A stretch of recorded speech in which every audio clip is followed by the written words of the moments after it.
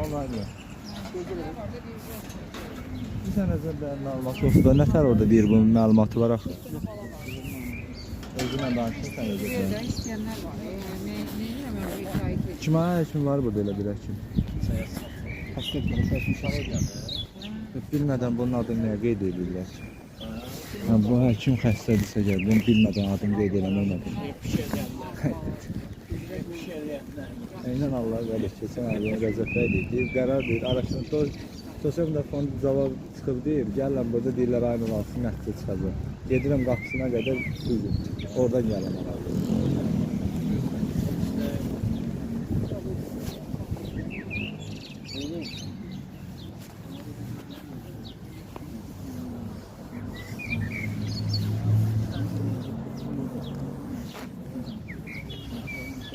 Haradır.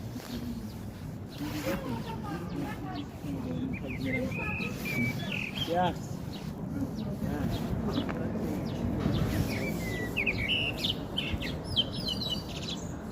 Gel.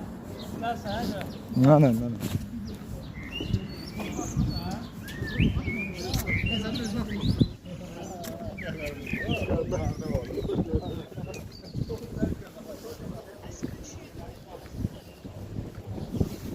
İki qurum arasında əlaqə yoxdur.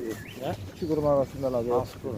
Bu Qulağın ofisidir. Yəni oradan Oradan gəlir. oradan. Göndərib həkim, bu həkim bültenləri bilir.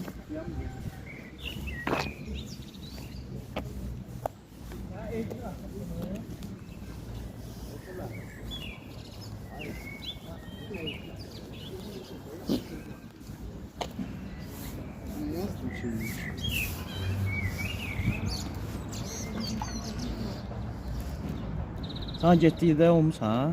Orada? Oradan gəldim. İndi oradan gəlsin. Bəli. Sənə kimə dedilər yaxınlar? Deyir Rəcəb bəy yaxınlaşdı. Rəcəb bəy səni kimaya adında həkimin yanına aparacaq. Deyirəm indi qardaş da deyir ki, bu həkim bültendədir, deyir, xəstədir.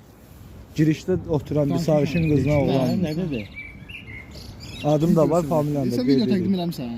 Təqdim eləmişəm. Rəcəb bəyin telefonunda da var, keçən ay. Rəcəb bəyin telefonunda da var, özü çəkdi, atdı onlara. Hı. Yəni dedi video yazdı. Burada həkimin özünə atdı, həkimə də təqdim elədim burada qəbulda.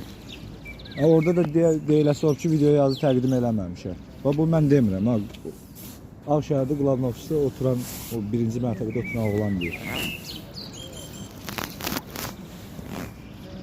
Halbuki həmin gün Rəcəb bəy də çəkib o görüntü öz telefonuna, həkim də görür. O nə danışsın görək.